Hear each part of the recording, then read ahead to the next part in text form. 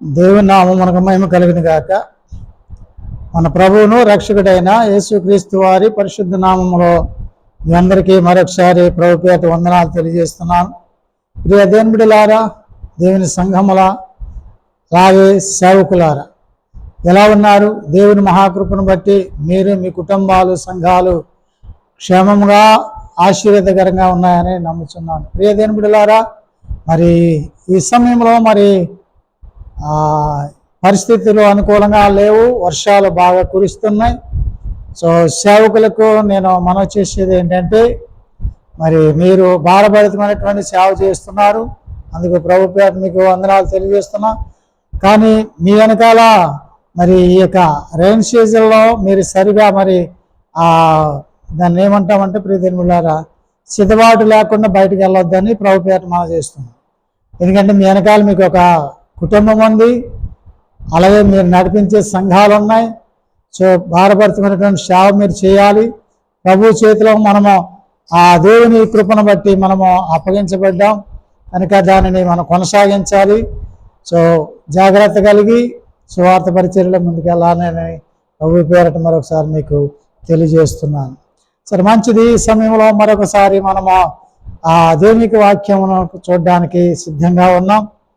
మరి యూట్యూబ్ ఛానల్లో మీరు చూస్తున్నటువంటి ఆ యొక్క వాక్యాలను బట్టి ఎంతగానో దేవుని స్తుతిస్తున్నాం. నిజంగా మీరు ధన్యులు. సేవాపరంగా దేవుడు మీకు కొన్ని విషయాలు తెలియజేయడానికి యూట్యూబ్ ఛానల్ ద్వారా ముందుకు రావడానికి సిద్ధమైంది. కాబట్టి మరి ఈ దినమును కూడా మరొక అంశాన్ని మనం జ్ఞాపం చేసుకుందాం. మరి ఈ సమయంలో సిద్ధపడండి. వాక్యాన్ని సమీపంగా ఉంటే మీకు వీలైతే మీరు ఈ యొక్క యూట్యూబ్ ఛానల్ ఈ యొక్క టీఈసీ గాస్పల్ అన్నటువంటి ఛానల్ను మీరు ఓపెన్ చేసి వాక్యాలను మీరు చూడండి, ఆశీర్వాదాలు పొందండి. మంచిది. ఈరోజు మన అంశము ఏమిటంటే ప్రియదేవుని బిడ్డలారా, అంతరిక్షములో పక్షి జాడ. అంతరిక్షంలో పక్షి జాడ. ఈ యొక్క అంశంలో ఈ టాపిక్ని మనం జ్ఞాపకం చేసుకుందాం క్లుప్తంగా.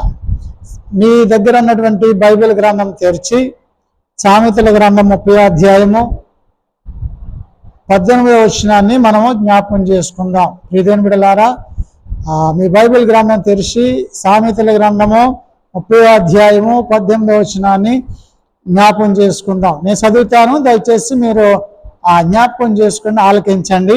ఒకవేళ బైబిల్ ఉంటే చూడండి. మీరు ప్రియమైన, నా బుద్ధికి మించినవి 3 కలవు, నేను గ్రహింపలేనివి 4 కలవు. అవి ఏవనగా అంతరిక్షమున పక్షి జాడ, బండ మీద సర్పం జాడ, నడి సముద్రములో వాడ నడుచు జాడ, కన్యకలతో పురుషుని జాడ. ప్రియదేవులారా, అపోస్తుడైన పౌలు గారు ఒక హెచ్చరిక చేశాడు, మనము ఆత్మ కలిగి ఉండాలన్నటువంటి సందర్భం.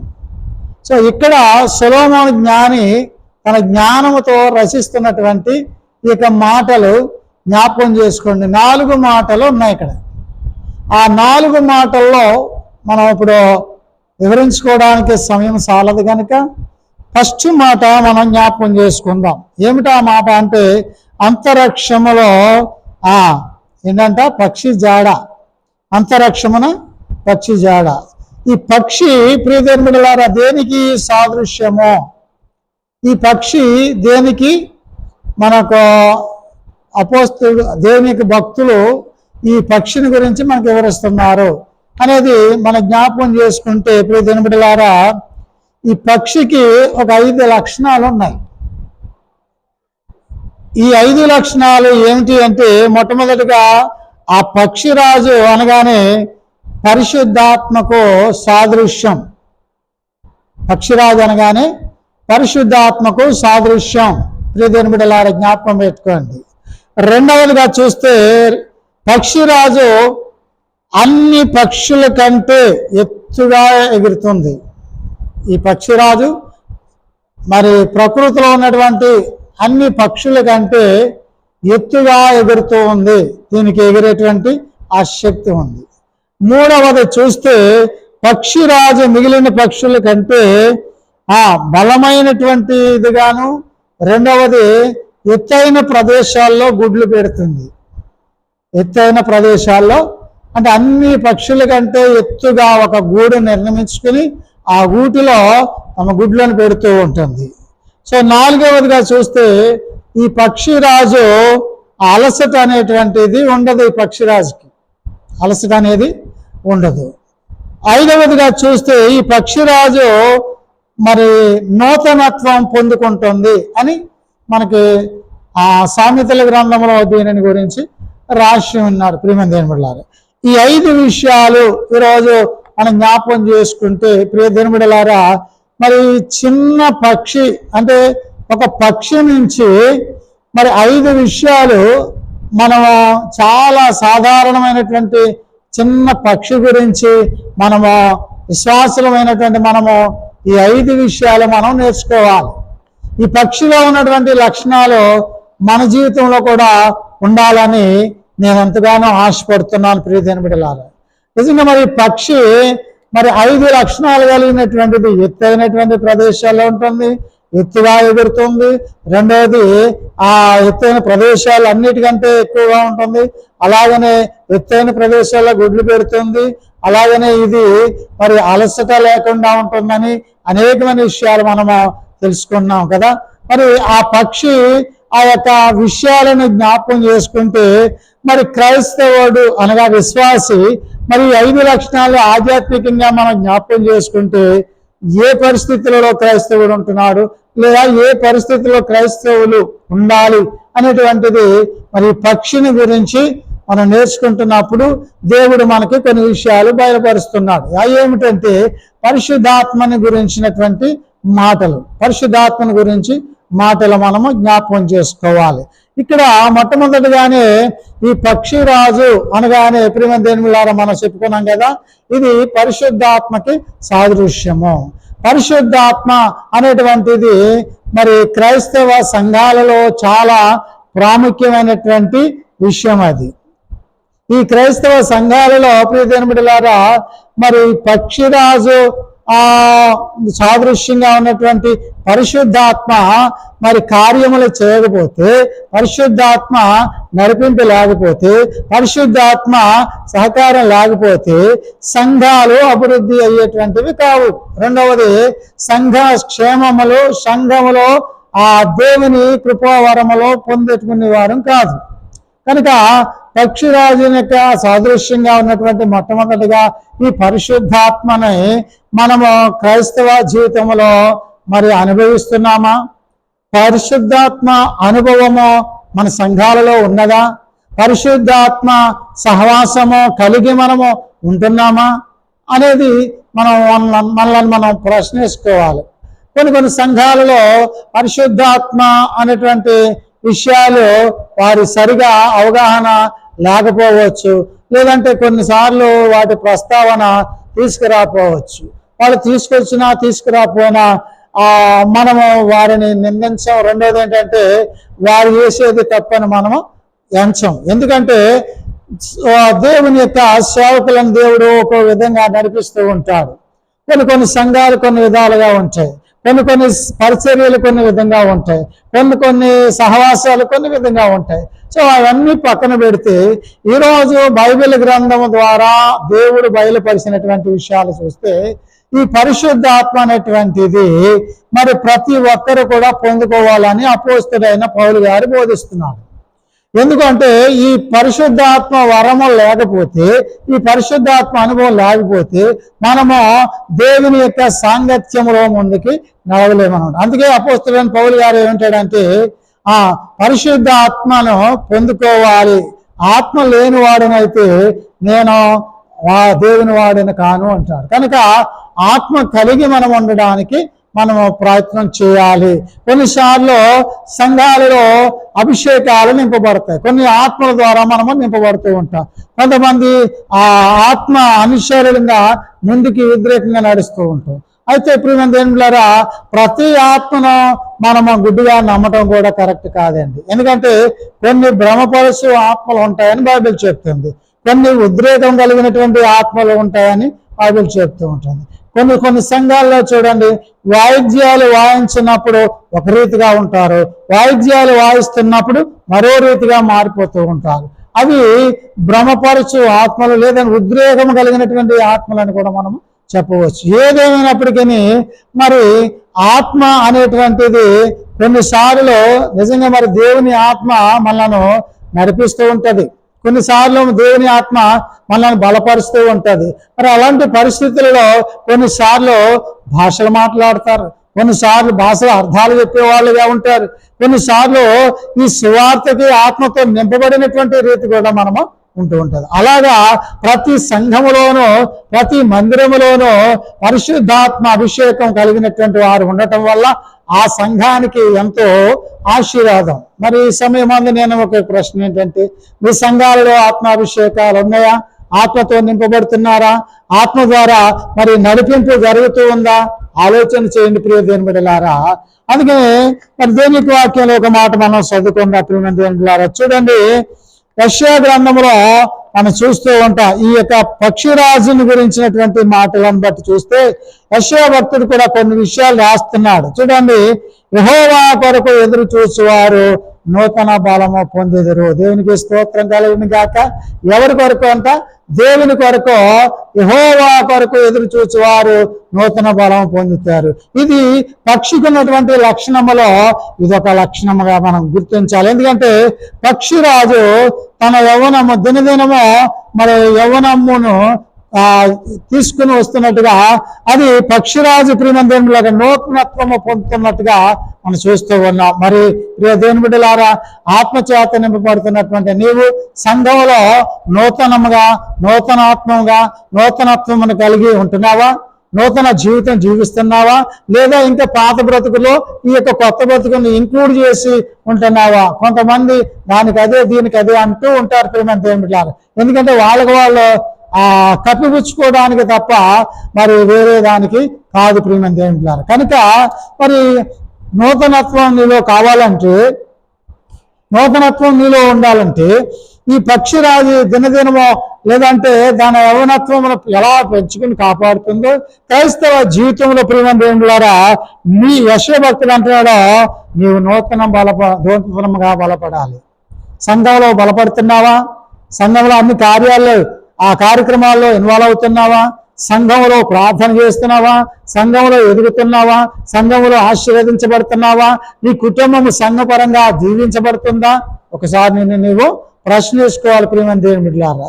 అక్కడ ఇంకొక మాట ఏమంటున్నారంటే ప్రియ దేవుని బిడ్డలారా, చూడండి మరొక మాట చదువుతాం. అక్కడ ఏమంటున్నారంటే నూతన బలం పొందుతుంది పక్షిరాజు. అలాగే పక్షి రాజులో ఏమంటారంట, రెక్కల చాపి పక్షులు ఏంటంట రెక్కలు చాపి పైకి ఎగురుతూ ఉందంట.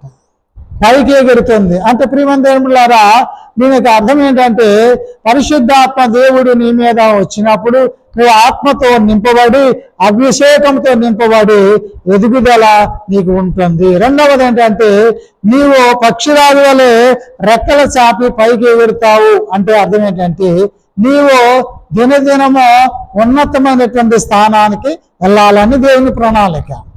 నీవు నీ కుటుంబము ఆశీర్వదించబడాలని దేవుని యొక్క ఉద్దేశం. నీవు అత్యధికమైనటువంటి దీవెనతో పైకి ఎదగాలనే దేవుని యొక్క కోరికని అక్కడ రాయబడుతూ ఉంది. అలాగనే అది అలయక పరిగెత్తుతుందంట. పక్షిరాజు అలసట అనేది లేదండి. ఈనాడు మరి సంఘ విశ్వాసాలుగా ఉన్నటువంటి మనము మరి మందిరానికి వెళ్తే అలసిపోతున్నామా? సువార్తకి వెళ్ళటానికి అలసిపోతున్నామా?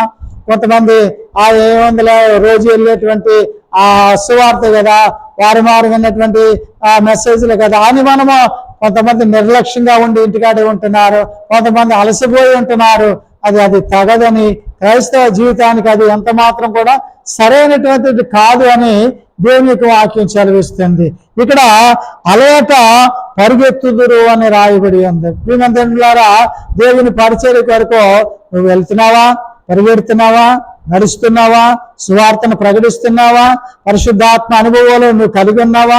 అలా కలిగి ఉండకపోతే ప్రియ దేవుని బిడ్డలారా, మరి ఈరోజు దేవుని యొక్క వాక్యం వింటున్నటువంటి మీరు ఈ పరిశుద్ధాత్మ అభిషేకములో ఈ పక్షిరాజుని వాళ్ళు మీరు నేర్చుకున్నటువంటి పాఠములను బట్టి ఇక్కడ నీవు అలయక దేవుని పరిచర్యలో సువార్తలో ముందుకు సాగాలి. కొంతమంది ప్రియ దేవుని బిడ్డలారా ప్రార్థన మందిరానికి ప్రార్థనకి రావాలంటే ఆదివారం వెళ్ళాలా, శుక్రవారం వెళ్ళాలా, బుధవారం వెళ్ళాలా, ఇలాగా కొంతమంది కొన్ని అడ్డంకాలు చెప్తూ ఉంటారు. ఆదివారం ఒక రోజు వెళ్తే చాలు అనే వాళ్ళు కూడా ఉంటారు. ప్రియమైన దేవులారా, మనము భోజనం చేసేటప్పుడు రోజుకి ఒక పూట తింటే సరిపోదా అని అనుకుంటామా? కంపల్సరీ 3 పూటలు తింటాం. అందులో 3 పూటల్లో కొంచెం అన్నం తక్కువైనా మళ్ళా వేసుకుని మళ్ళీ తింటాం. ఇది శరీరాన్ని కాపాడుకోవడానికి అంత మరి శ్రద్ధ తీసుకుంటున్నటువంటి మనము మరి ఆత్మను బలపరచడానికి, ఆత్మను నడిపించుకోవడానికి, ఆత్మ అభిషేకంతో నింపడానికి మరి మందిరానికి బుధవారం వెళ్ళాలి, శుక్రవారం వెళ్ళాలి, ఆదివారం కూడా కంపల్సరీ మనం వెళ్ళాలి. కనుక అలా మనము దేవుని పరిచర్యలో ముందుకు వాడబడాలి. ఎందుకంటే మనల్ని దేవుడు ఆ రీతిగా ఉండడానికి దేవుడు ఏర్పాటు చేసుకున్నాడు. అలాగే మరి ఇక్కడ యెషయా భక్తుడు ఇంకో మాట ఏంటంటే సొమ్ముసిల్లక నడిచిపోవును, సొమ్ముసిల్లక నడిచిపోవును. ప్రియమైన దేవుని బిడ్డలారా, ఈరోజు పరిచర్యకి వెళ్ళడానికి నువ్వు సొమ్ముసిల్లిపోతున్నావా? దేవుని సువార్త ప్రకటించడానికి నువ్వు వెనకడుగు వేస్తున్నావా? దేవుని పరిచర్య సేవకులతో కలిసి నువ్వు వెళ్ళి సువార్తను అన్యజనులకు ప్రకటించడానికి నువ్వు వెనకడుగు వేస్తున్నావా? సొమ్ముసిల్లిపోతున్నావా? నాకెందుకులే అనుకుంటున్నావా? ప్రియ దేవుని బిడ్డలారా, ఈ పక్షిరాజు నీకు జ్ఞాపకం చేస్తుంది. దేవుని పరిచర్యను చేయడానికి నువ్వు అలయక సొమ్ముసిల్లక దేవుని కొరకు నువ్వు పరిగెత్తాలని ప్రియమైన దేవుని బిడ్డలారా, దేవుని యొక్క వాక్యం మనకి హెచ్చరిక చేస్తూ ఉంది. అలాగనే మనం చూస్తే ఈ పక్షిరాజు పరిశుద్ధ ఆత్మకి సాదృశ్యంగా ఉంది. ప్రతి విశ్వాసి కూడా ఎలా ఉండాలంట? పరిశుద్ధ ఆత్మ ఆ అనుభవమును కలిగి ఉండాలి. పరిశుద్ధాత్మ అనుభవం కలిగి ఉండాలి. రెండవది, దేవుని ఆత్మ లేనివాడు దేవుని వాడు కాదని అపోస్తుడైన పౌలు గారు చెప్తున్నాడు. నిజంగా మరి దేవుని ఆత్మ నీ జీవితంలో లేకపోతే మన దేవుని పిల్లలుగా మరి ముద్రించబడమని దేవుని యొక్క వాక్యం మనకి హెచ్చరిక చేస్తూ ఉంది. ప్రియమైన దేవునిలాగా అపోస్తుల కార్యములు 19వ అధ్యాయం 1వ వచనంలో మీరు అందరికీ తెలిసినటువంటి విషయమే.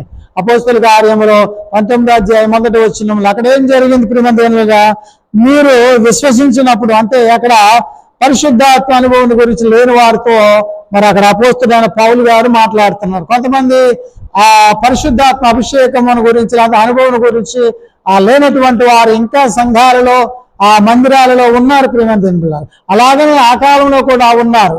అందుకని వారు పరిశుద్ధాత్మ అభిషేకం గురించి వారికి సరిగా అవగాహన లేకపోతే అపోస్తుడైన పౌలు గారు వారికి హెచ్చరిక చేస్తున్నాడు. ఏమని హెచ్చరిక చేస్తున్నాడు అంటే, మీరు విశ్వసించారు, అంటే మీరు దేవుని నమ్మారు, దేవుని అంగీకరించారు, అయితే విశ్వసించినప్పుడు పరిశుద్ధాత్మను పొందితరా అని వాళ్ళని అడిగారు అనమాట. చాలా మందికి అవసరం ఉంది, పరిశుద్ధాత్మ పొందుకోవాలి, ఆత్మ లేని వాడు నా వాడు కాడు అంటున్నాడు. కనుక మనం ఆత్మానుసారమైన జీవితం కూడా మనకి చాలా ప్రాముఖ్యమైనదని మనం జ్ఞాపకం చేసుకోవాలి. ఈ అపోస్తుడైన పౌలు గారు అంటూ ఉన్నాడు. ఏమంటున్నాడు? ప్రియమైన దేవులారా, పౌలు గారు చెప్పేటువంటి మాటలు ఎందుకు, ఈ మాటలు ఎక్కడ చెప్పాడంటే, ఆయన సువార్తను ప్రకటించడానికి వెళ్ళాడు. ఆయన సువార్తను ప్రకటించి పై ప్రదేశాలలో, అనగా 19వ అధ్యాయం 1వ వచనంలో చూస్తే పౌలు గారు పై ప్రదేశాల్లో సువార్త బోధించి అక్కడ సువార్తను బోధించిన తర్వాత ఆయన ఎఫెసీ ప్రాంతానికి వచ్చాడు. అక్కడ ఎఫెసీకి వచ్చినప్పుడు అక్కడ శిష్యులు ఉన్నారు. శిష్యులు అన్నప్పుడు ఆ శిష్యులతో మరి సంభాషణ జరిగినప్పుడు దేవుని యొక్క బిడ్డలారా ఆ శిష్యులని అడిగాడు. ఏమని అడిగాడంటే, మీరు విశ్వసించినప్పుడు పరిశుద్ధాత్మను పొందితరా? చాలా మంది యేసు ప్రభువుని నమ్ముకోవడానికి వచ్చినప్పుడు విశ్వాసంతో జీవించడానికి ఉన్నాము అని అంటారు కదా, వారు బాప్తీసాలు తీసుకుంటారు కదా. బాప్తీసం తీసుకునే ముందు పరిశుద్ధాత్మ అనుభవం కలిగి ఉన్నారా అన్నటువంటి మాట మరి క్రైస్తవాలు సేవకులు వారిని అడగరు. ప్రియమైన దేవులారా, వారు బాప్తీసం తీసుకుంటాం అనగానే ఎంతో ఆనందంతో మరి గోదావరికి కానీ, కాలువలు కానీ, వేరే మందిరాలు కానీ వారికి బాప్తీసం ఇస్తారు. ఇచ్చేటప్పుడు వారి తండ్రికి కుమారుడికి పరిశుద్ధాత్మ నామములో బాప్తీసం ఇస్తున్నా అంటారు. కానీ వారు పరిశుద్ధాత్మ అనుభవం కలిగి ఉన్నారా అన్నటువంటి మాట ఎవరు అడగరని నా యొక్క అభిప్రాయం. ప్రియమైన దేవుని బిడ్డలారా, అందుకని ఇక్కడ ఏమంటున్నాడు అంటే, ప్రియ దేవుని బిడ్డలారా, అపోస్తుడైన పౌలు గారు సూటిగా వారిని అడుగుతున్నాడు. ఈరోజు ఏమంటున్నాడంటే, మీరు పరిశుద్ధాత్మ అభిషేకమును పొందుతురా అని వారిని అడగగా వారేమంటున్నారు తెలుసా? అక్కడ ప్రియమైన దేవుని బిడ్డలారా, పరిశుద్ధాత్ముడు ఉన్నాడనే సంగతి మాకు తెలియదని చెప్పిరి. పరిశుద్ధాత్ముడు అనేటువంటి వాడు ఒక వ్యక్తి ఉన్నాడు, ఆయన ఆ అభిషేకం మనకి కావాలి అనుకున్నటువంటి వ్యక్తి ఒకడు మనకి ఉన్నాడు అంటే, లేదా లేడేమో అనుకుంటున్నాము, మాకు ఉన్నాడన్న సంగతి మాకు తెలీదు అంటున్నారు ప్రియమైన దేవుని బిడ్డలారా. అయితే అప్పుడు ఏమంటున్నాడు అంటే మన ఆత్మయు జీవింపు చేయు పరిశుద్ధ ఆత్మ అనేటువంటి విధాలలో సహాయం చేసేటువంటి వాడు కదా. ఈ మనల్ని సహాయం చేసి మనం సహకరించేటువంటి ఆ పరిశుద్ధాత్మ లేకుండా మీరు ఎలాగా మరి ప్రభుని నమ్మారు, ఎలా విశ్వసించారు, ఎలా శిష్యులుగా మార్చబడ్డారని అక్కడ సందర్భం అడుగుతాడు. ఎందుకంటే ప్రియమైన దేవులారా, మొట్టమొదటి నుంచి ఈ పరిశుద్ధాత్మ అనేటువంటిది సంఘాలలో మరి అలాగనే ఆ దేవుని పిల్లల మీద మరి నింపబడుతూ ఉన్నటువంటిది అనమాట. మరి యేసుప్రభువారు ఒక ఉదాహరణ చెప్తున్న, యేసుప్రభువారు మరి లోకంలోనికి రావడానికి గల కారణం ఎవరు అంటే ఆ పరిశుద్ధాత్ముడే. ప్రియమైన దేవుని బిడ్డలారా, పరిశుద్ధాత్మలోని కన్యమర్య గర్భవతి అయింది. అలాగనే ప్రియమైన బిడ్డలారా, మరి యేసుప్రభువారు బాప్తిసం తీసుకున్నప్పుడు పావురం పరిశుద్ధాత్మ రూపంలో పావురం రూపంలో వచ్చి మరి దేవుని మీద వాలి మరి చక్కని మాటలు పలికింది. ఈయన నా ప్రియ కుమారుడు, ఈయనందు నేను ఆనందించుచున్నానని దేవునికి వాక్యం ద్వారా కొన్ని మాటలు అక్కడ చెప్పినట్టుగా పరిశుద్ధాత్మని చూస్తున్నాం అన్నమాట. అలాగనే ప్రియమైన దేవులారా, పరిశుద్ధాత్మ ఇంకా ఏం చేస్తాడు, అసలు పరిశుద్ధాత్మ యొక్క పని ఏంటి, పరిశుద్ధాత్మ యొక్క లక్షణాలు ఏంటి అని మనం ఒకసారి చూద్దాం. ప్రియమైన దేవులారా, ఇక్కడ అపోస్తలుడైన పౌలు గారు వాళ్ళని అడిగినప్పుడు వాళ్ళు అన్న మాటని మనం చూస్తే అసలు పరిశుద్ధాత్ముడు ఉన్నాడన్న సంగతే మాకు గుర్తులేదు, జ్ఞాపకం లేదు, తెలియదు మాకు అని చెప్తున్నారు అనమాట.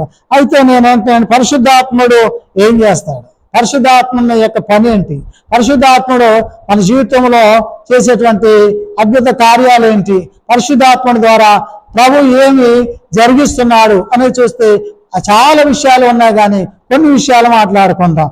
మొట్టమొదటిగా పరిశుద్ధాత్ముడు మన పక్షాన విజ్ఞాపన చేస్తాడు. దేవునికి స్తోత్రం కలిగిన గాక.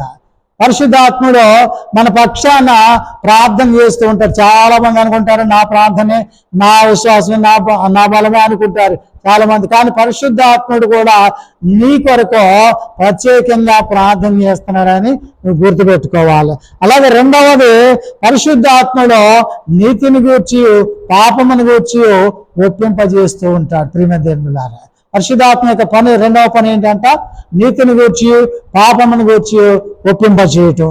అలాగనే ప్రియమైన బిడ్డలారా, మూడవదిగా చూస్తే అక్కడ ఏమంటున్నాడు, ఉచ్చరింప సఖ్యము కానటువంటి మూలుగులతో ఏ విధంగా మనము ప్రార్థన చేయాలో నేర్పిస్తున్నాడు. ఆయన ప్రార్థన చేస్తూ మనల్ని కూడా ప్రార్థన చేయమని నేర్పిస్తున్నాడు. ఎలాగా, ఉచ్చరింప సఖ్యం కానటువంటి మూలికలతో ఆయన ప్రార్థన చేస్తూ మనల్ని బలపరుస్తూ ఉన్నాడు అనమాట. అలాగనే మరి నాలుగవదిగా చూస్తే ప్రియమైన బిడ్డలారా, ఆ పరిశుద్ధ ఆత్ముడు ఆత్మ అభిషేకముతో మనలను నింపుతూ ఉన్నాడు. పరిశుద్ధాత్ముడు ఆత్మాభిషేకంతో మనలను నింపుతూ ఉన్నాడు ప్రియమైన దేవుని బిడ్డలారా. అలాగనే ఐదవదిగా చూస్తే మన కొరకు దేవుని ఎదుట సాక్షిగా ఆయన సాక్షిగా నిలబడుతున్నాడంట. అలాగనే ఆరవదిగా చూస్తే 6వ పాయింట్లో ఆ దేవుని ఆత్మ విమోచన దినము వరకు మనలను ముద్రిస్తుంది. అంటే కడవరి కాలం వరకు, దేవుని యొక్క ఉగ్రత వచ్చే రాకడ వరకు దేవుడు పరిశుద్ధాత్మను మన మీద ఉంచినప్పుడు మనల్ని పరిశుద్ధాత్మ ప్రభునందు ముద్రిస్తుందంట. ఆ ముద్రణ మనం పొందుకునేటువంటి వారుగా ఉండాలని దేవునికి వాక్యం చెప్తుంది. ఈ విధంగా ప్రియమైన దేవులారా, పరిశుద్ధాత్మ మనకు సహాయకుడై ఉన్నాడు. ఇంకా చెప్పాలంటే పరిశుద్ధాత్మ పొందినప్పుడు మరి ఆ పెంతెకొస్తు దినమున మనం చూస్తూ ఉంటాం, వారు గంతులు వేసి ఆర్భాటం చేసి వారు పరిశుద్ధాత్మను పొందుకొని అన్య భాషలో మాట్లాడినట్టుగా మనం చూస్తూ ఉన్నాం. మరి అందరూ ఆశ్చర్యపోయారు. అక్కడ ఎలమెట్లు అన్నటువంటి వారు, అలాగే మేదీయులు, ఖైదీలు, పారసీకులు వాళ్ళందరూ అనుకున్నారంట, వీళ్ళు ఏంటి, వీళ్ళ భాష వేరు, వీళ్ళు మాట్లాడేది వేరుగా ఉంది, కానీ వీళ్ళు ఏం మాట్లాడుతున్నారు అని వాళ్ళకి అర్థం కాలేదు. ప్రియమైన వీళ్ళు కొంతమంది పరిశుద్ధాత్మతో నింపినప్పుడు అన్య భాషలు మాట్లాడతారు, అది ప్రక్క వాళ్ళకి అర్థం కాదు. ఎందుకంటే ఆయన మాటలో, పరిశుద్ధాత్మ అనుభవం కలిగినటువంటి వారే అది అర్థం చేసుకోగలుగుతూ ఉంటారు అనమాట. అందుకనే దావీదు భక్తుడు కీర్తన గ్రంథంలో 103:5 అంటాడు, పక్షిరాజు యవ్వనం వలె నీ యవ్వనము కొత్తదవ్వాలి అంటున్నాడు. పక్షిరాజు యవ్వనం వలె యవ్వనం కొత్తదవ్వాలి అనగా ప్రియమైన దేవులారా, నీ జీవితము, క్రైస్తవ జీవితం, ఆత్మీయ జీవితము నూతనంగా యవ్వనంగా పరచబడాలి. దినదినము నూతన పరచబడాలి, దినదినము నూతనంగా జీవించాలి. మనము కొత్త సంవత్సరం అప్పుడే చెప్తా ఉంటాం, ఇదిగో సంవత్సరములు గతించెను, ఇదిగో సమస్తమును క్రొత్తవాయును అంటాం మనం. మరి క్రొత్తవాయును అన్నప్పుడు నీ జీవితం కూడా క్రొత్తగా ఉండాలి కదా.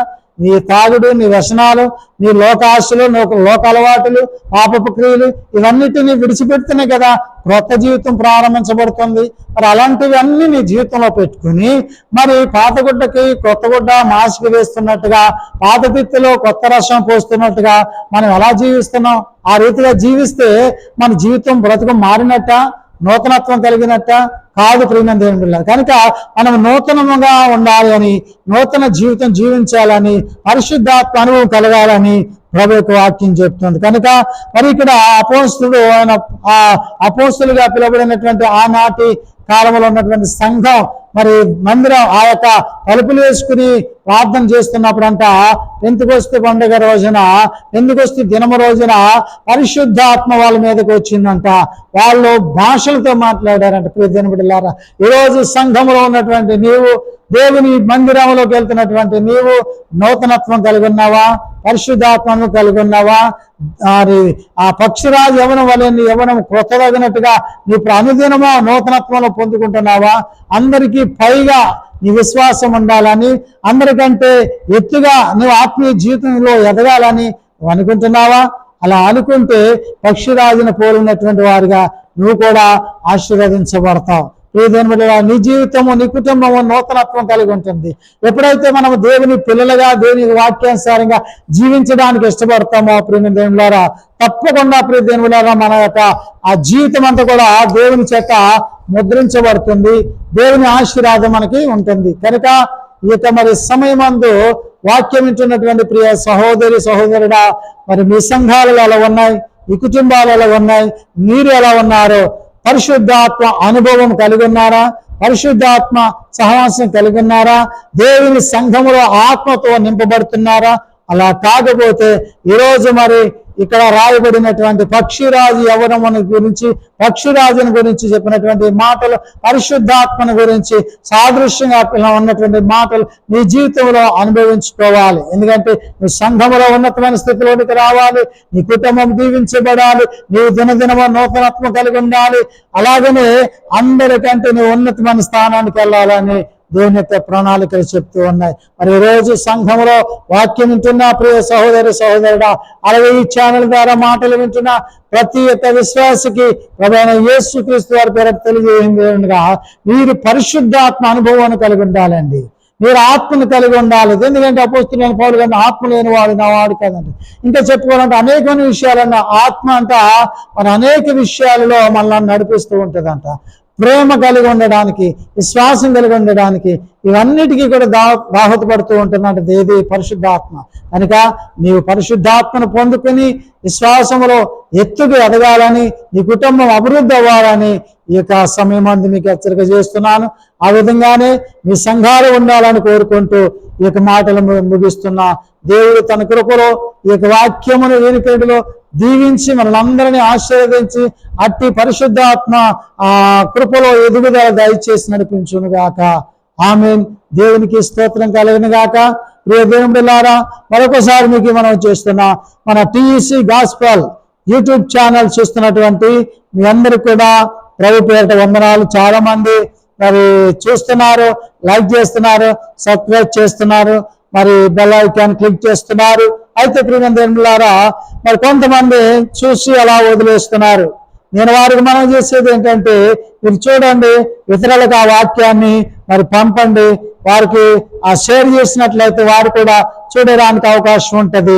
కొంతమంది మందిరానికి వెళ్ళలేని వారు ఉంటారు, వారు కూడా వారి ఇంట్లో ఈ వాక్యాలను చూసుకోవడానికి ఒక చిన్న అవకాశం ఉంటుందని నా అభిప్రాయం, నా ఆలోచన కూడా. కాబట్టి మీరు ఈ యొక్క వాక్యాలను షేర్ చేయండి, మరి క్లిక్ చేయండి. అన్ని విధాల మరి మీ యొక్క ఫార్వర్డింగ్ లో ఈ వాక్యాలను పెట్టాలని ప్రభుత్వం మనం చేస్తున్నాను.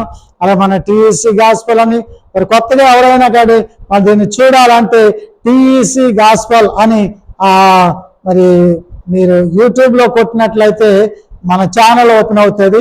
ఆ ఛానల్లో మరి నేను పెట్టినటువంటి ఈ యొక్క మెసేజ్లన్నీ కూడా మీరు క్షుణ్ణంగా మరి తెలుసుకోవడానికి, చూడడానికి, వినడానికి అవకాశం ఉంటుందని మరొకసారి మీకు వందనాలతో తెలియజేస్తూ ఉన్నాను.